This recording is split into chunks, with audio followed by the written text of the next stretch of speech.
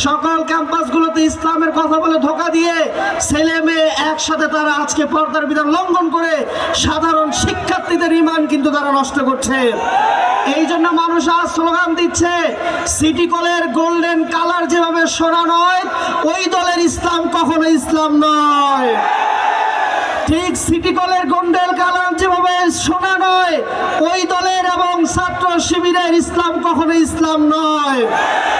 আর জনগণ বুঝে গিয়েছে, পীর সাহেব চরমনাই কিনে ইসলামী আন্দোলন কিনে আমেরিকার এম্বাসিতে তারা বলেছে আমরা নাকি মিক্সড এক্সট্রিম মিক্সড, এর মানে হচ্ছে আমরা নাকি জঙ্গি, আমরা নাকি মৌলবাদী, আমরা নাকি উগ্রপন্থী।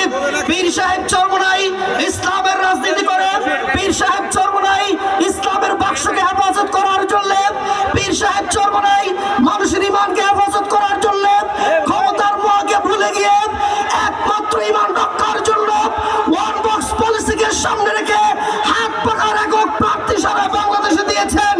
আমেরিকা যদি আমাদের মৌলবাদী বলে ইসলামে থাকার কারণে, আমাদের যদি জঙ্গিবাদী বলে ইসলাম রক্ষা করবার কারণে, আমাদের যদি উগ্রপন্থী বলে, পীর সাহেব চরমনাই আমেরিকাকে পরোয়া করে না।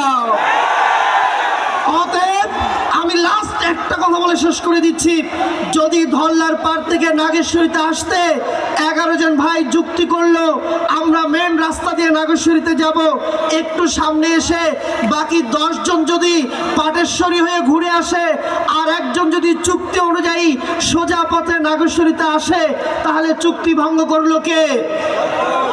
যেই সংখ্যায় বেশি হতে পারে চুক্তি তারা ভঙ্গ করেছে। অতএব পীর সাহেব চরমনাই ইসলামকে ক্ষমতায় নেওয়ার জন্য, ইসলামকে রাষ্ট্রভাবে প্রতিষ্ঠার জন্য চুক্তি করেছিল।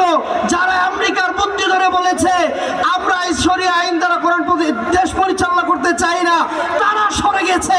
পীর সাহেব চরমনাই তার কথার উপরে উঠে রয়েছে।